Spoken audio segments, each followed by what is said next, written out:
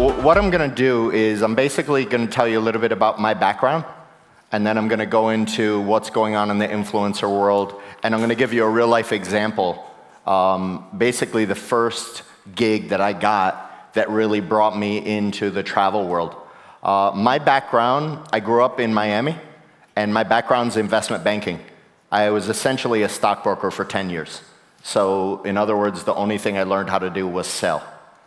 But as I was growing up, my father was a police, and he used to tell me all the time, it's not what you know, it's who you know.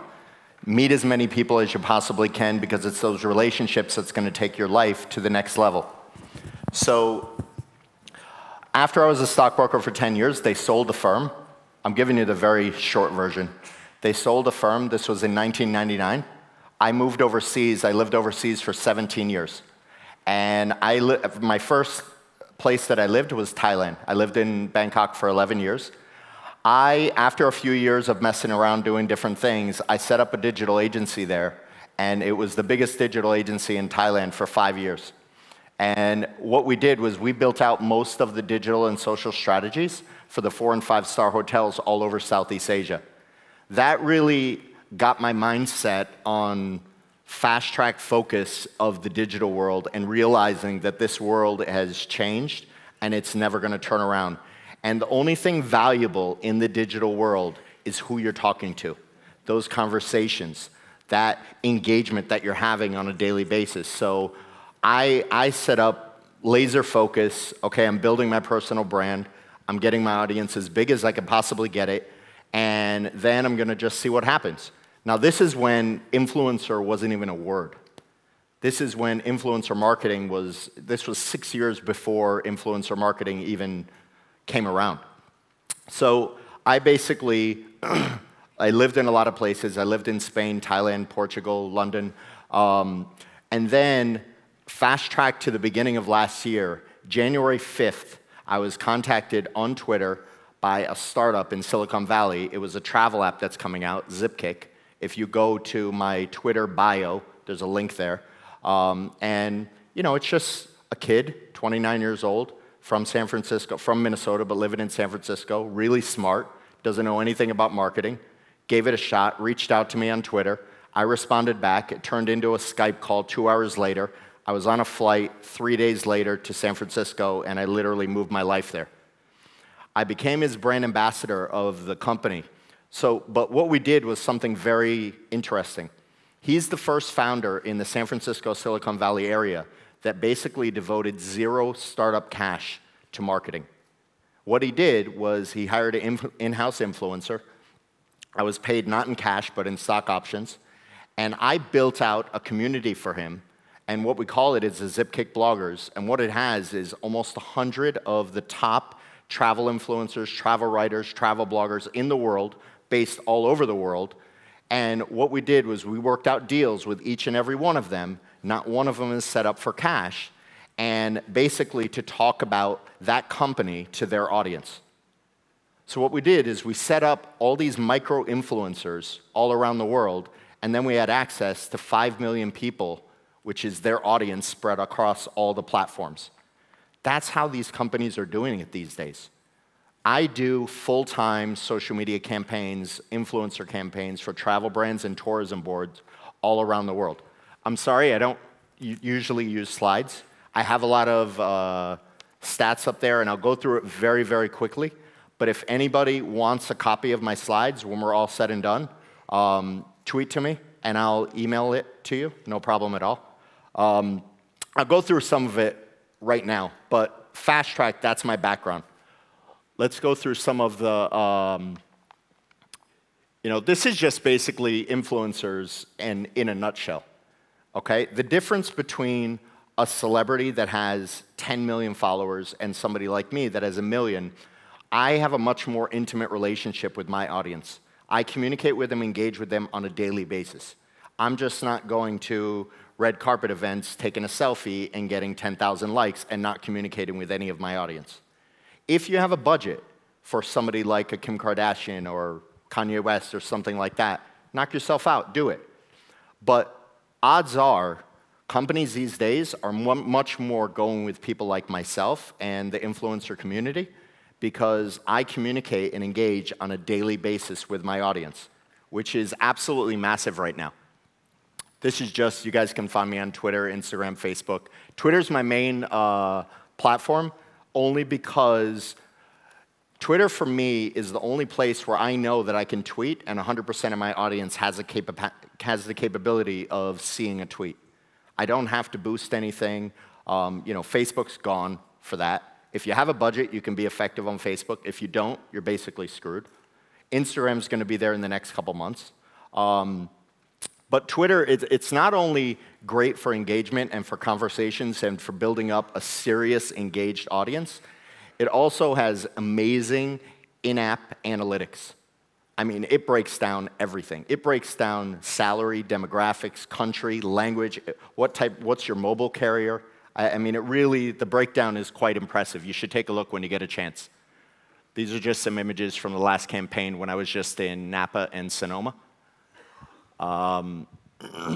Again, just charts. I'm sort of fast-tracking through this because originally I had 45 minutes and now I have 25, so, sorry about that. What I would love to know in the crowd is I would love to know, I love doing questions and answers.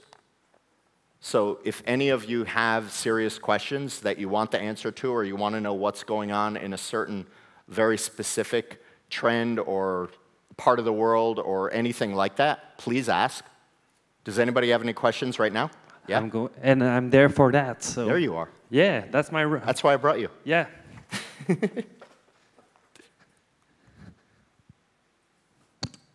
Hi. Hi. I would like to hear you about Snapchat. What do you think of that to have engagement with people? I personally, I have an account, but I haven't snapped yet. And while it is, I know people, like I'm really good friends with the top travel guy on Snapchat, and he gets amazing engagement, and he uses it very effectively. I haven't gone that route only because I have a problem being aggressive and active on platforms where my content disappears. Yes, I can save it to my hard drive, but I don't care about my hard drive. Me as a personal brand, the gold for me is Google. I want to be indexed on Google. I want to be searchable on Google. I want you to be able to track the analytics. I want it to be able to show the actual brand that, yes, this is what I did, this is who responded, this is, yeah, and you can get some analytics, it's just not there yet. Et en passant, si vous voulez que je traduise votre question parce que vous êtes gêné de la poser en anglais, posez-la en français, je vais essayer d'être crédible et de la poser en anglais. Est-ce qu'on a d'autres questions avant que Scott reprenne sa conférence? Oui? Hello. You talk about a lot about influencers and how to reach them, but how can you yourself what are the keys to become yourself an influencer on the net?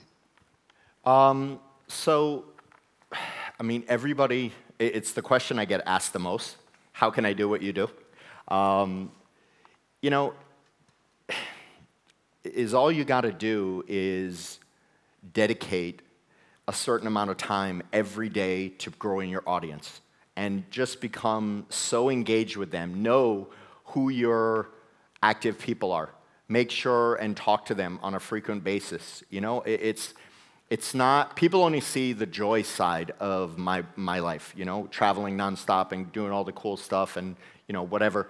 But what people don't see is 7 days a week, every single day for the past 6 years. It doesn't matter if it's the night after New Year's Eve. It doesn't matter if it's a Sunday and I'm chilling on the beach in Thailand.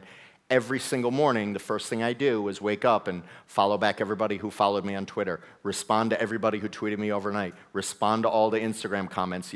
That stuff is time-consuming. I mean, there's times when just that stuff alone takes me 3 hours in the morning, and I haven't even gone through my emails yet. So, I mean, it's not to say I don't put it in full day's work. It's that the reason everybody is not going to get to this level is because the lack of discipline, the lack of work ethic, and consistency. Because it's all about the consistency. I'll give you a very quick example as far as like growing a quick audience. And this will be good for people in the startup world because I speak at a lot of these events and everybody's looking for shortcuts and quick hacks and how do I build a quick audience. So I knew I was coming here about a month ago. And as soon as my trip was confirmed, what I did was look, it's all sweat equity. I went on Twitter, I looked up accounts that were in the tech, startup, whatever world, this world, in France, especially in this area. Who's the most engaged? When was the last time they tweeted? Who is engaging with those tweets? I sat down, followed 200, 300, 400 people every single day for about 2 weeks. What happened? And then, about 4 or 5 days later, then after I see people starting to follow me back, then I start pushing out content about this. Looking up France startup news, France entrepreneurship, whatever it is, and I started getting engagement from those people. And then, a couple days after that, I announced that I was actually going to come here. All of a sudden, all these people are engaging with my tweets. When I got here, and this was before I even spoke, the first 72 hours I was here, I gained like 4,000 followers. And that's not because they knew who I am. They don't know who the hell I am. I'm nobody. But that sweat equity that I put into that, it came back to me, rewards like 10 times over. And again, I don't have a product to sell. But imagine if you had a company and you did that every single day. Imagine what would happen 6 months of doing that. That's the biggest lack I see in the startup world. And I speak at 500 startups, Startup Grind, you know, all these big names, especially being based in San Francisco last year.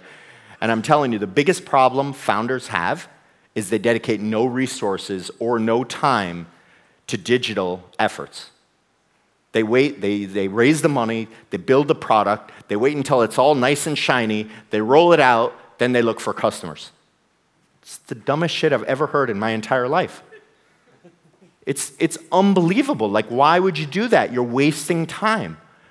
When you can wake up 15 minutes earlier every day, follow a couple people or engage with a couple people, whatever platform you choose, whatever platform you think is best, it's about the sweat equity. Put time in it. If you don't have money to spend on digital people, do it yourself. Learn.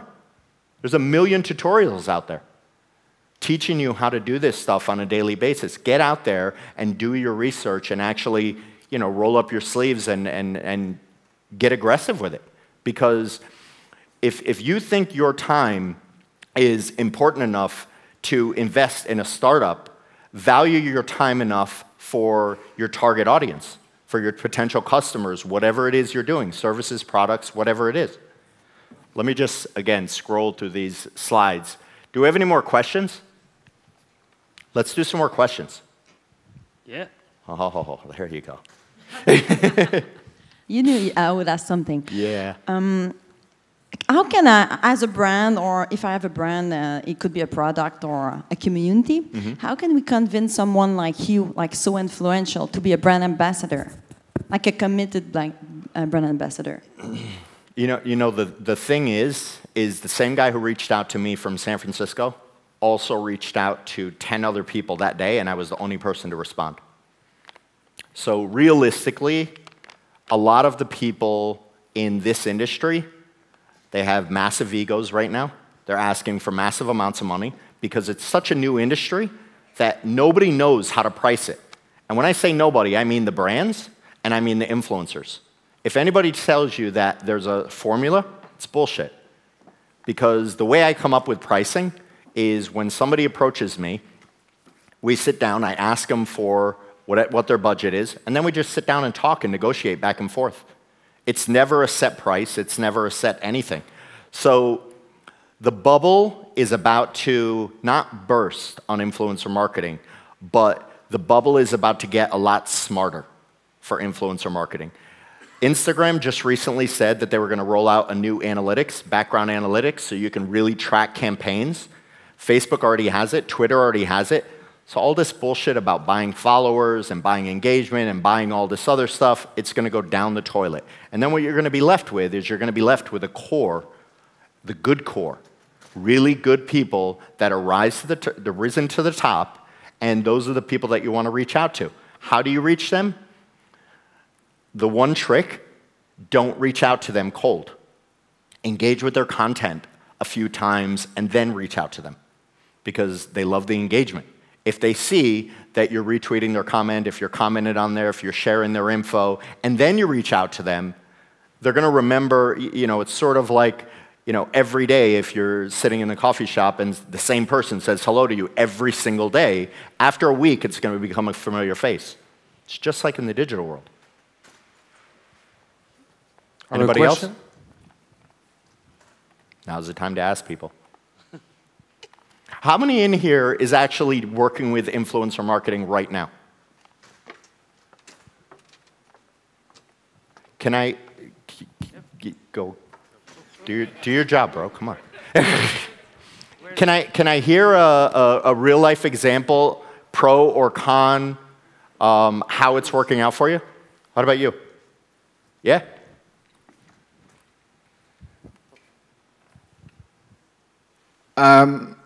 Aujourd'hui, on est en train... Tiens, je vais tester tes capacités de traduction. Ça va être pas mal. Aujourd'hui, on est en train de développer une offre sur l'aspect influence. So we're going to do this in French? Yeah. Okay. Now we are launching an offer about advocacy, marketing, and influence. And we're trying to find out what is the most efficient mix with old tools and new tools at what offer social media potential right now. So it's I don't have any question here and now to you, but what I think about your example is you spend a lot of time to build your communities just right now. Is it 6 years? And it's a lot of work every day. 7 days. Okay, so you're not working 4 hours a week. No, 4 hours a week, oh my God. Literally, if I'm awake, I'm monitoring all my platforms. I know exactly where all my numbers are. You know, engaging, super heavy, especially, you know, that's the only way to grow on Instagram because they have a follower limit. So it's not like I can do like Twitter and do the follow back method. You know, you can only follow 7,500 people on Instagram, which is bullshit, but you got to do what you got to do. So the only way to grow on Instagram is basically, I have a couple choices. I have you engage with the content that you want to grow with, or I drive traffic from my other platforms, which I do regularly from Twitter. So that's basically how I grew my Instagram is through my Twitter following. Just keep talking about my Instagram on there. But yeah, if I'm awake, I'm doing something having to do with social. Either pushing out content, engaging, looking for new people. Looking for new people is literally half the time. Doing research, you know, it's shocking in the travel world how many startups there are going on right now. Every day I see 4 or 5 new startups on Twitter and on Instagram, whatever. It's shocking how big the industry is. Did I see a question over here? From somebody raised that you were scared? Okay. Anybody? Anybody working with influencers that has any good, bad story? Want to share something? No? Come on, guys. Break the egg. Don't be shy. There you go, front row. Oh. Ah non. Ah non, il donne pas le micro, lui. Hi, my name is Yannick. I'm running a company called Win Report, and we're working in global communication, including influence. Okay. I've got several questions, but I won't keep the mic too long. But just first question, what is your business model? Where do you earn your money? Because probably you're earning a bit of money, isn't it? Yeah. I earn money from influencer campaigns. So we negotiate a price per project. And I also do digital consulting. And I'll build out a new digital strategy for tourism boards, for travel brands, for, you know, usually things in the tourism industry. And again, because I come from the investment banking world, the reason I chose the tourism industry to jump in, I don't necessarily, you know, my model for growth on social and building up an audience and things like that. It's good for any industry.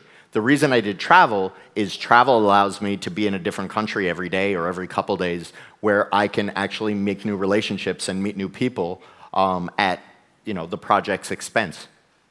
So but yeah, so digital consulting, I get paid retainers by certain brands and campaigns. I mean, I keep very, very busy. I know you're working on any subject because what we usually do is we try to profile the influencers. Right. And probably you like wine, travel, boats, anything else, but you don't like cars, telephone, etc., etc. Or are you working on any No, I don't do subject? anything. I say no way more than I say yes. So I specifically target the luxury travel world, subcategories in there, food, wine, obviously boats, because I grew up in Miami, so I have a lot of access to the yachting community. But I mean, anything that falls under the luxury travel area, just because they're the ones with the budgets, A one-star hostel doesn't really have a budget for me.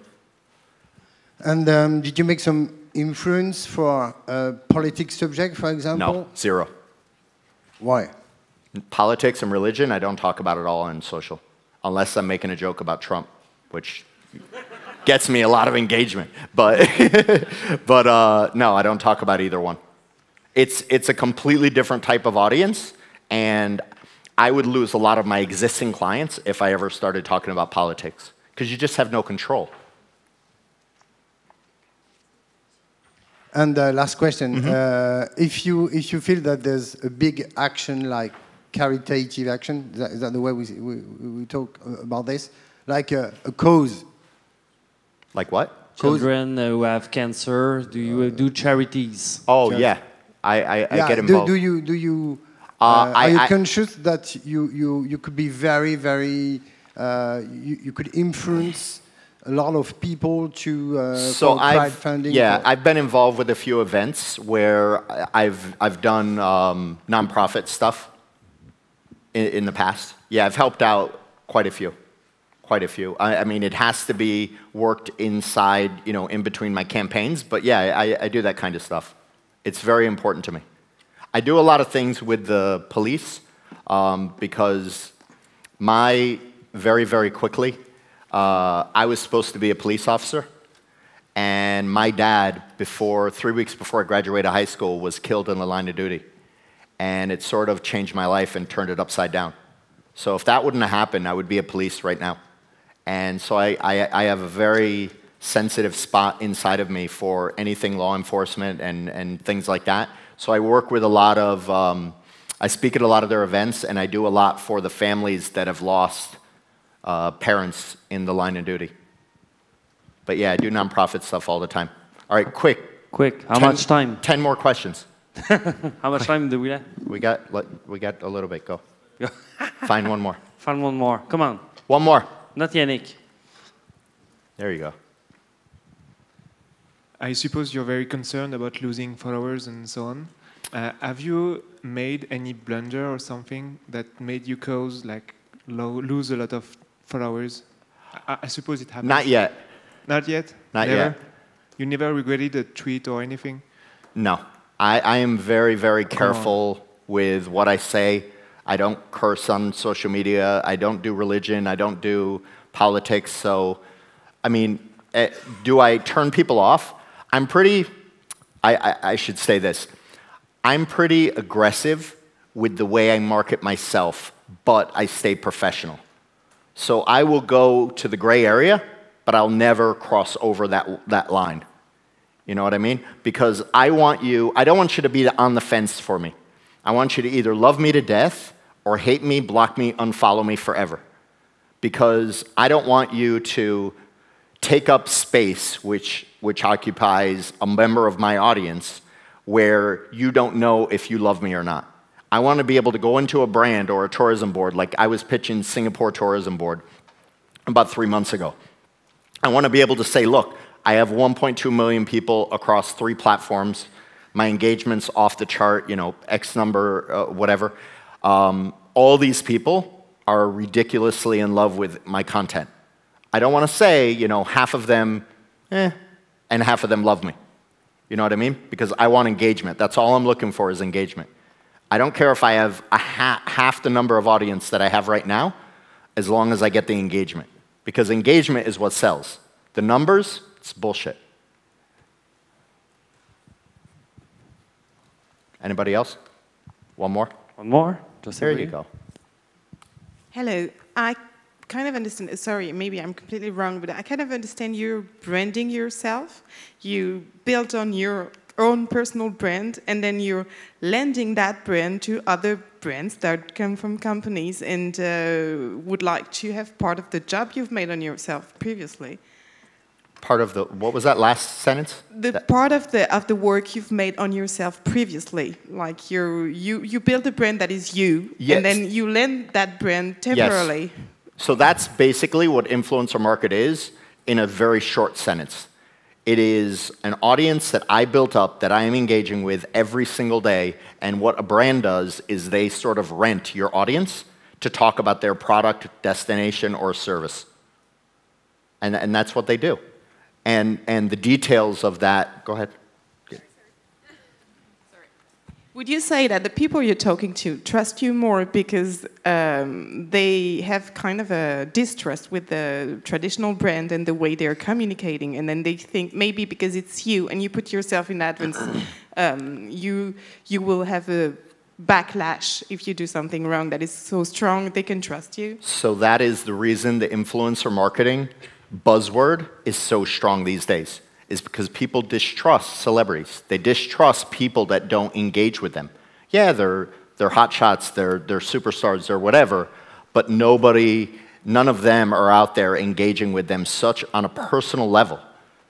Like, I don't care who it is that follows me. I don't care if you got 5 followers or 5 million followers. If you say, hi, how are you? I'm talking back, because that's the way I was raised. I have a certain level of politeness, and that goes a long way building that trust. So the answer to your question is yes, but it's a strong yes. They trust the hell out of me. And on the flip side, I do a lot for them as well. You know, I mean, I pick people random every day and retweet their content. You know, it's an article, a blog post, or whatever. And, you know, when I was just starting out in the social world, I know, you know, that would have made my day. So, I mean, if I can make people happy like that every day, a few times a day, it's all the better. Great. Thank you, Scott. Is that it? It was, yeah, it was. So we can show the slide. Yeah, more, quicker. Yeah, that's there you the go. point. I follow you now. Yeah? I start to follow you during the conference. Oh, that's great. I have a big community. For anybody who wants the slides, I will email it to you. You can either tweet to me, don't send me a DM because I never check it, it's too much spam. Or if you want to email me, it's just scott@mrscotteddy.com. And just shoot me an email and I'll send it out to you. It'll probably be when I get back to Miami next week, but I'll send it out to everybody. I hope, you know, this condensed, I wish I had more time so I could actually go into the whole thing, but I hope this was somewhat beneficial. Yeah. Thank you very much, Scott.